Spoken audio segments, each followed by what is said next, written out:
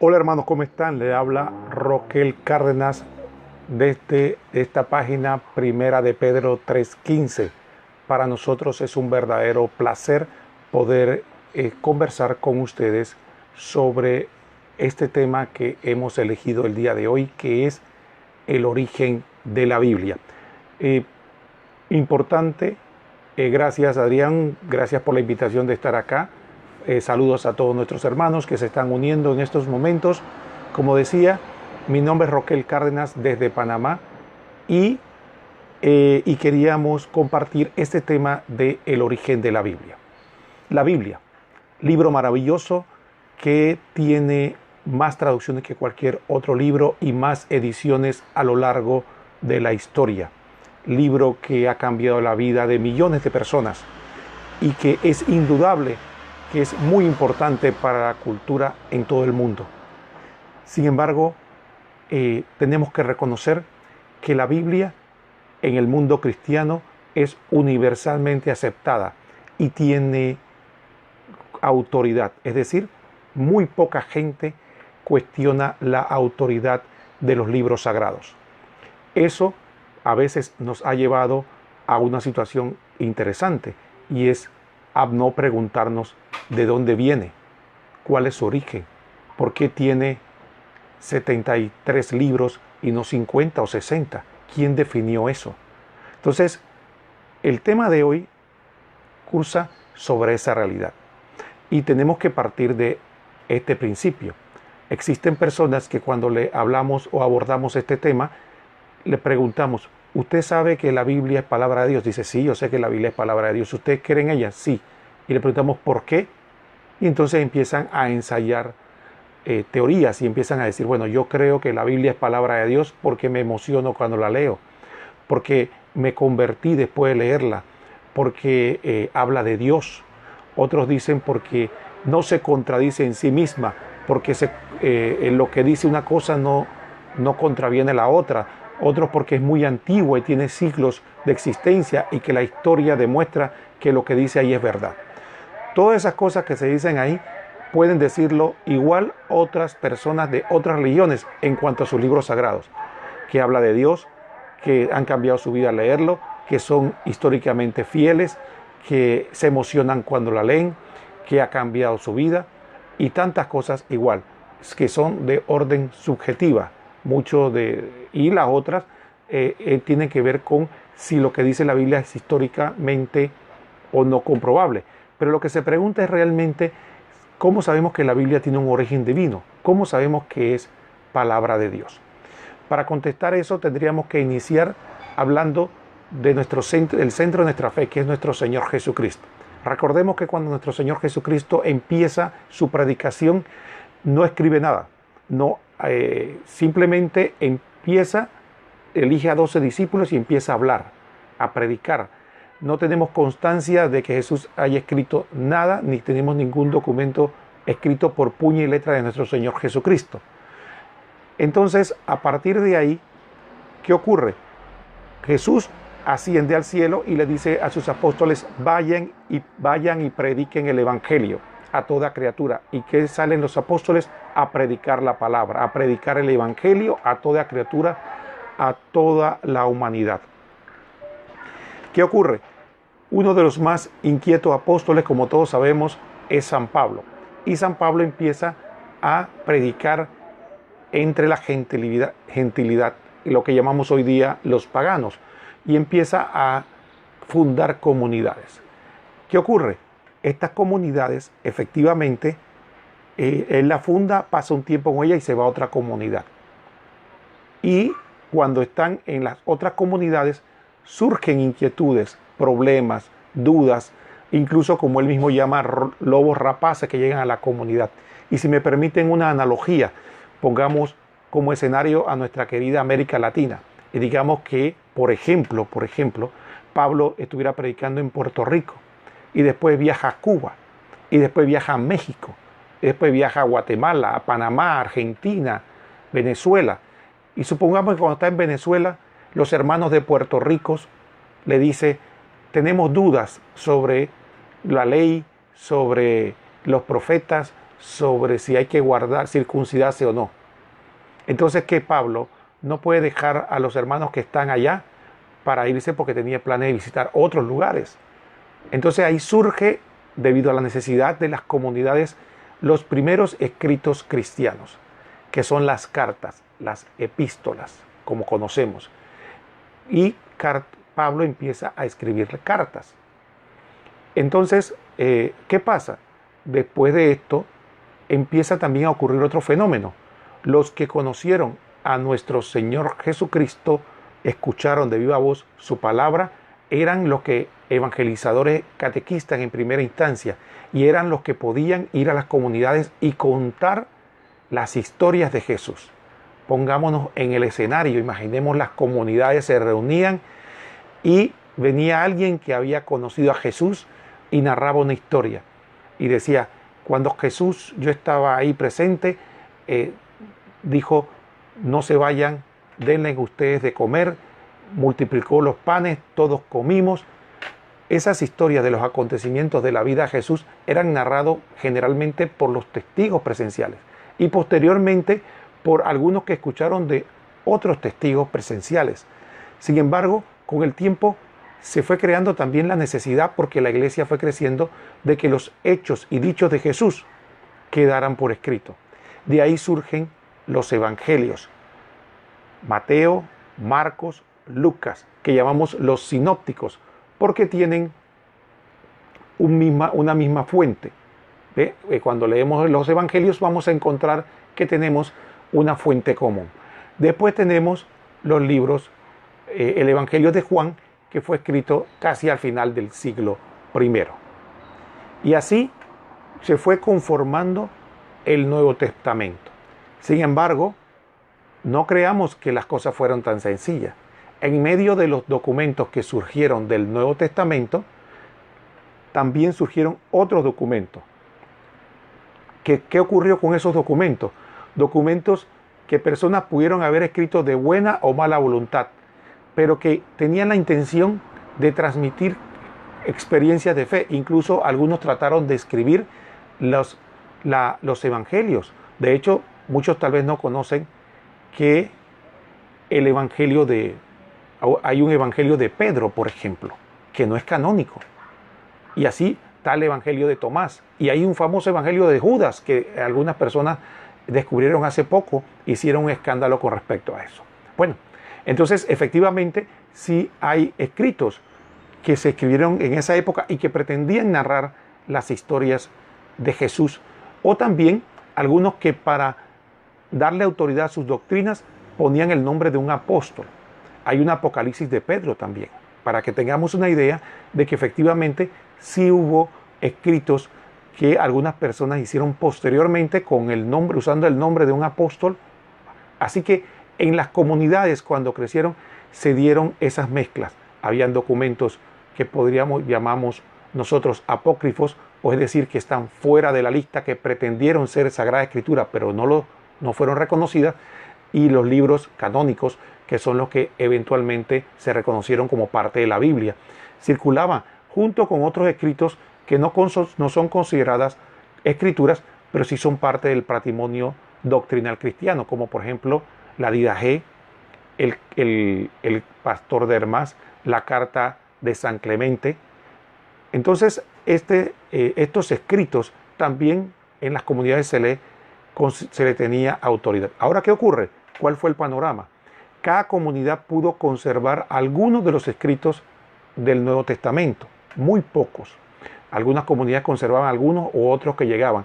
Y eso es lo que tenían como libros que le llegaron de los primeros cristianos. Ahora, ¿qué ocurrió? Esto fue el panorama de la primitiva iglesia aproximadamente, escúchenme bien, los primeros 400 años. Lo decimos fácil, pero pensemos un momento. Estamos hablando, si hiciéramos una analogía, si hiciéramos una analogía con la época moderna, imagínense que fue de el año 1700 hasta ahora, el siglo XXI, por decir una cifra. Imagínense, desde el año 1700 hasta ahora, mucho tiempo, es mucho tiempo. Y esos primeros 400 años, cómo las personas conservaron la fe? Esa es la primera pregunta que debemos hacernos. Si no había un Nuevo Testamento constituido y el Antiguo Testamento, que era la versión de los 70, solo algunas personas tenían acceso. Pero para la enseñanza del Nuevo Testamento no había un Nuevo Testamento constituido como escritura. Por la tradición. Los primeros 400 años de la Iglesia se conservó por lo que nos enseñan las Escrituras, por tradición. Dice, y tal y como nos busquemos en la Biblia, y quisiera que buscáramos en la Biblia el texto de 2 de Timoteo capítulo 2, versículo 2. ¿Qué nos dice la palabra de Dios? Y cuanto me has oído en presencia de muchos testigos, confiero a hombres fieles, que sean a su vez capaces de instruir a otros. Eso es la tradición, la transmisión de las enseñanzas de nuestro Señor Jesucristo. La doctrina de la iglesia se transmitió de manera oral y la conservaba lo que nosotros llamamos el magisterio de la iglesia, que está compuesto ¿por qué? Por los sucesores de los apóstoles, los presbíteros, obispos y el Papa, en comunión con ellos, que son los sucesores de los apóstoles, son los que conservaron la fe de la iglesia 400 años sin la escritura. ¿Qué conclusión podemos sacar de aquí, hermanos? Primero, que la iglesia fue primero que la Biblia conformada. Había un Antiguo Testamento que no estaba ni siquiera claramente conformado entre el pueblo hebreo y no existía el Nuevo Testamento como tal. 400 años subsistiendo con el magisterio de la iglesia y la sagrada tradición. Todas las enseñanzas eran transmitidas por la autoridad eclesiástica al pueblo de Dios y el pueblo conservaba y transmitía de manera oral esas enseñanzas. ¿Qué podemos decir? Que la iglesia fue primero que la Biblia. Es decir, la Biblia no dio a luz a la iglesia. La iglesia dio a luz a la Biblia. Es decir, la iglesia es primero. Y es importante que lo sepamos porque hay personas que dicen amar a la Biblia, pero desprecian a la iglesia. Entonces tenemos que tener claro nuestra historia, la historia de todos nosotros, la historia de nuestra Santa Madre Iglesia Católica, que tiene relación directa con las Sagradas Escrituras. Muy bien, continuemos con la historia de nuestra iglesia. ¿Qué ocurrió después? Bueno, fíjense, dentro de esto se dio una situación que no fue fácil, porque habían opiniones de gente muy docta, que aceptaban unos libros y rechazaban otros. Por ejemplo, le daban autoridad como libros divinamente inspirados a la Didache, el Pastor de Hermas y la carta de San Clemente Romano, de Roma, San Clemente de Roma, que le escribió a los Corintios. Sin embargo, no consideraban divinamente inspirado la segunda carta de Pedro, la carta de Santiago, el Apocalipsis, la segunda y tercera carta de Juan, los Hebreos, no se consideraban inspirados. Mire qué interesante. Los 100, 200, 300 años, esos libros fueron discutidos como si eran inspirados o no. Entonces, frente a ese panorama, podemos determinar de que, ¿qué ocurrió? Se dio un milagro de nuestro Señor Jesucristo. El Imperio Romano decide darle libertad de culto al cristianismo. Y a partir de ahí, el pueblo cristiano puede iniciar un proceso de organización y demás. Y uno de los primeros temas que quisieron empezar a desarrollar cuando ya la persecución empezó a bajar, ya no había, era el tema de la Biblia. Y la Iglesia Católica se reúne, y voy a leerlo, se reúne con la autoridad que Cristo le otorgó en el Concilio de Roma en el año 382, que aquí tengo el decreto frente a mí del Papa San Dámaso. También después se reunió en el concilio, se reunieron en el año 393 y en el 397 y 419 en Cartago. Y también después se desarrolla o se determina en esos concilios la lista, que después fue confirmada por los concilios de Florencia en 1438 y 1445 y después por el concilio de Trento.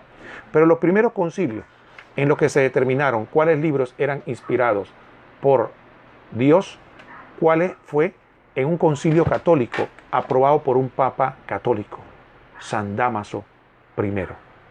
Eso no lo saben mucha gente o lo quiere ignorar. Ahí se establecieron los 46 libros del Antiguo Testamento y los 27 libros del Nuevo Testamento, los 73 libros que componen la Biblia. Es decir, la Biblia está compuesta y siempre ha estado desde su origen, desde el origen del cristianismo, es decir, cuando la iglesia lo determinó, por 73 libros. Y ahí voy a tocar un tema que más adelante lo podemos hablar.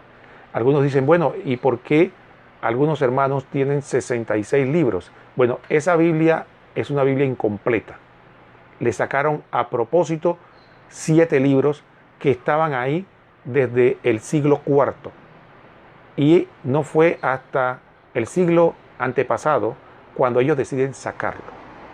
Entonces, ellos tienen una Biblia incompleta con 66 libros. Desde el siglo IV, la Iglesia Católica determinó qué libros eran inspirados. Los libros del Nuevo y del Antiguo Testamento. Y voy a repetir, Concilio de Roma en el año 382, de Hipona en el año 393, de Cartago 397 y 419, que son los más antiguos. ¿Qué cosas, qué criterios, términos generales se determinaron para definir cuáles libros eran inspirados, cuáles no? Primero tenía que determinarse que el autor fuera o un apóstol o un discípulo directo de un apóstol. A ver, hermanos, para ver, ¿quién evangelista que no fue apóstol, pero fue discípulo directo de un apóstol?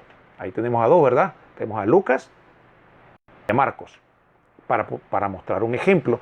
Entonces tenía que ser o apóstol, el escritor, o discípulo directo de un apóstol. La otra realidad es que se comprobara que hay su antigüedad y su uso continuo en la liturgia de la iglesia. ¿Cuándo? En las sagradas misas, en la Eucaristía, en los actos de culto. Y tercero, que no tuviera nada en contra de la doctrina ya establecida por la iglesia o conforme. ¿Qué significa?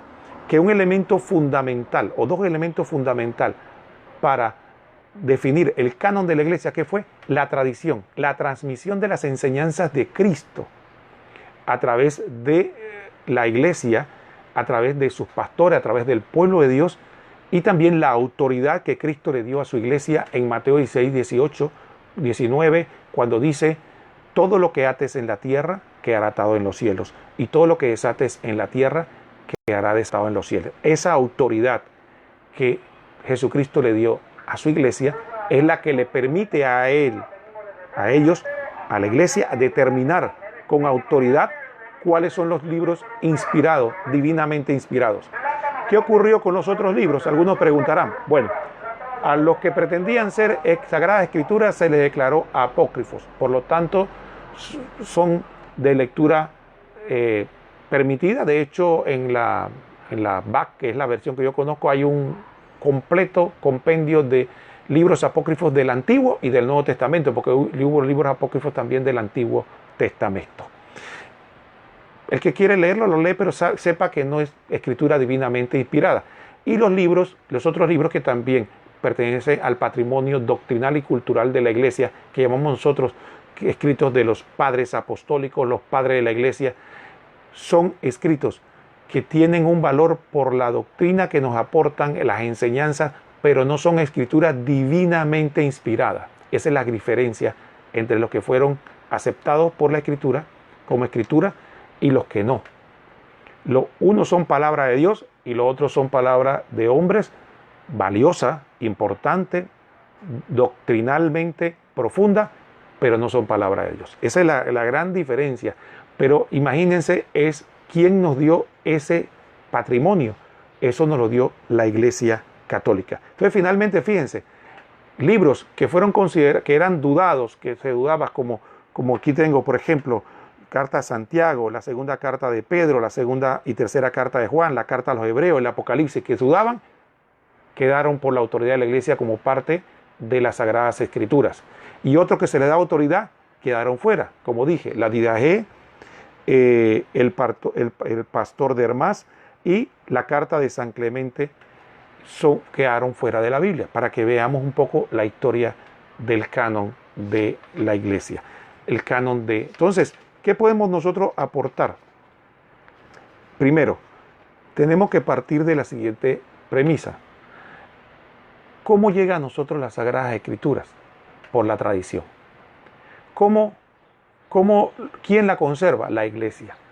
¿Quién determina cuáles son los libros inspirados o no? La Iglesia Católica, en el siglo IV. ¿Cómo se mantiene a través de nuestro día? La Iglesia Católica la transmite. Acuérdense que no había imprenta. Copiando. Los monasterios fueron lugares sagrados donde monjes se dedicaban horas de hora a copiar la escritura para conservarla.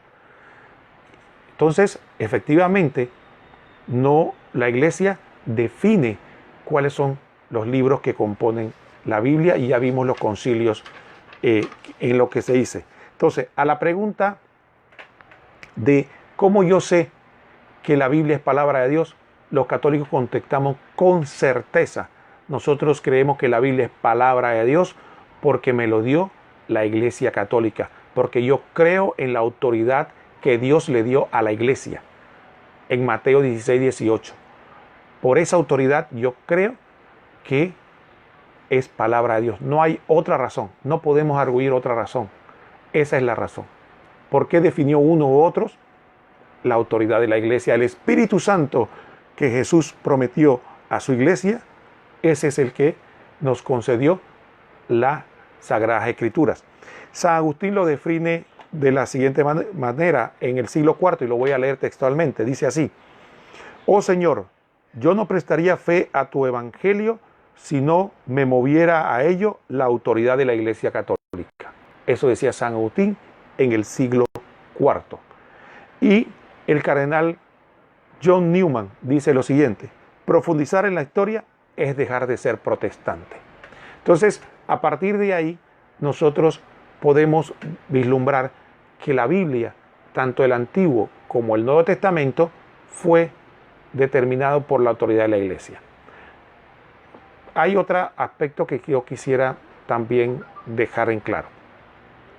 Miren, nosotros muchas veces nos dejamos engañar o confundir, pero este tema es tan importante porque debemos pensar en lo siguiente.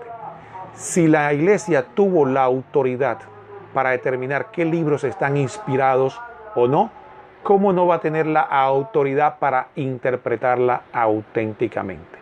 Por lo tanto, nosotros podríamos decir con propiedad que las Sagradas Escrituras es un libro de origen católico, tal y como está. Algunas personas se extrañan porque de repente dicen que bueno, que tales libros, cuáles libros no fueron aceptados por el pueblo judío o por el pueblo hebreo. Una vez Jesucristo establece un nuevo pacto y establece su nuevo pueblo de Dios, la autoridad se la da al nuevo pueblo de Dios. Ya la determinación de qué libros eran inspirados en el Antiguo y en el Nuevo Testamento se lo dio a la iglesia. Y bueno, si nos vamos a dejar porque el pueblo hebreo no aceptó algunos libros, entonces ellos no aceptan nada del Nuevo Testamento y tendríamos que dejar totalmente el Nuevo Testamento. Entonces, en resumen, hermanos, esta formación tenía el propósito fundamental de transmitirle esta enseñanza y este pequeño fragmento de la historia del canon bíblico. Obviamente, muy resumido, sin muchas fechas, porque el propósito no es dar una clase magistral, sino transmitir información. Recuerdo una vez, como anécdota, un comentario o un diálogo que tuve con una persona que me dijo que él quería, que por favor, que él quería dialogar sobre la fe católica, que pusiéramos cualquier tema. Y yo le dije, bueno, muy bien, hablemos de el canon de la Biblia, como el origen de la Biblia. Y me dijo que no, que él quería hablar de un tema bíblico. Y yo le dije, pero ¿cómo vamos a hablar de la Biblia sin hablar primero de dónde viene la Biblia? Ese es el primer punto. Hablemos primero.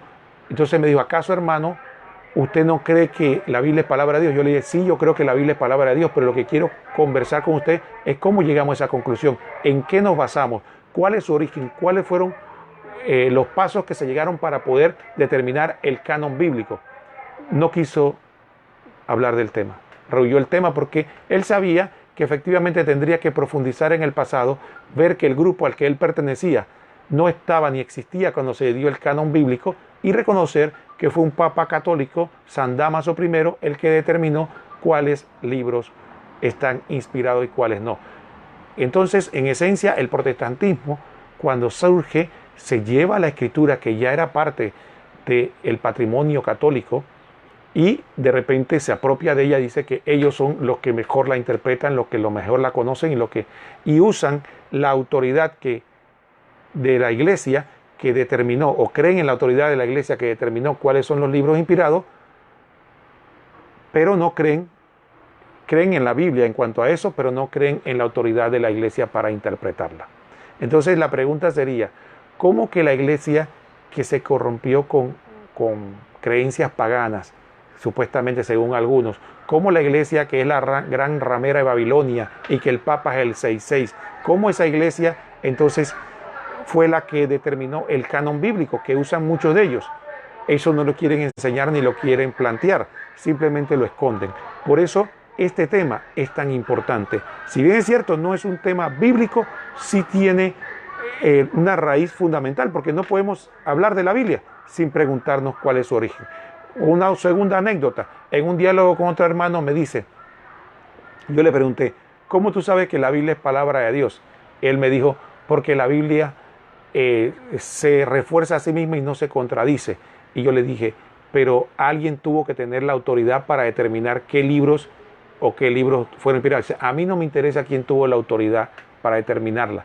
A mí lo único que me interesa es que la Biblia es palabra de Dios. ¿Ven? Esa es la actitud que muchos tienen de ceguera porque no quieren reconocer lo que hemos estado hablando. Así que le agradecemos a todos que hayan estado con ustedes y sepan que estamos aquí en la página primera de Pedro 3:15 para ayudarlos, para compartir nuestra fe católica y también para cualquier duda o comentario pueden dejarlo aquí en los comentarios, ya sea el video o después en los comentarios, y en la medida de nuestras posibilidades vamos a estar conversando. Aquí en Primera de Pedro 3:15, en la medida de lo posible, estaremos subiendo videos en vivo los sábados a esta misma hora, así que manténganse con nosotros todos los sábados a la 1 de la tarde, hora de Panamá, 14 de Puerto Rico, y no me sé muy bien los horarios, perdónenme, pero ya ustedes saben, pueden tomar los horarios y ver la diferencia. Vamos a estar subiendo videos de este tipo en vivo de apologética. Efectivamente, hermano, al lado, la Iglesia Católica es la que fundó Jesucristo. Eso, y lo más importante, y el deseo de nuestra página y de nosotros es importante. Nosotros no queremos, no nos gusta ni nos agrada los debates. Nuestra intención es ayudar al pueblo católico. El pueblo católico que quiere conocer su fe, al pueblo católico que quiere aprender, y a todo hermano no católico que quiera saber, sin entrar en discusiones vanas, por qué los católicos creemos lo que creemos, también estamos dispuestos. Pero la intención nuestra es básicamente esto, compartir la fe con cada uno de ustedes. Así que no se pierdan la cita el próximo sábado a la 1 de la tarde, hora de Panamá, y estaremos mandándoles los horarios. Va a estar este servidor o otros servidores subiendo videos de este tipo para contribuir a formarnos mejor. Y también esté pendiente de la página, porque todos los días estamos publicando ya sea videos, posts, artículos sobre nuestra fe, que es muy valioso e importante. Así que le agradecemos a todos su participación, a todos los hermanos que han estado mandando de diferentes partes del país, de países de habla hispana, de España, de América Latina. Le agradecemos a todos su participación. Y como le decimos, estamos para servirnos todos en el amor de Jesucristo y de su Madre, la Virgen María, Madre nuestra. a lo que le pido a todos que nos despidamos rezando todos un Ave María a nuestra Madre, que nos ama, nos cubre con su manto, nos protege y nos guíe. Que sea ella la que custodie nuestras familias, custodie a nuestros seres queridos, nuestro caminar. Así que los invito para despedirnos, que hagamos un Ave María. En el nombre del Padre, del Hijo y del Espíritu Santo. Amén. Dios te salve María, llena eres de gracia, el Señor es contigo. Bendita tú eres entre todas las mujeres, y bendito es el fruto de tu vientre Jesús. Santa María, Madre de Dios, ruega por nosotros pecadores, ahora y en la hora de nuestra muerte. Amén. Gloria al Padre, y al Hijo, y al Espíritu Santo, como era en el principio, ahora y siempre, por los siglos de los siglos. Amén. Que el Señor los bendiga a todos. Se despide usted de su hermano Roquel Cárdenas desde la página Primera de Pedro 3:15. Hasta pronto.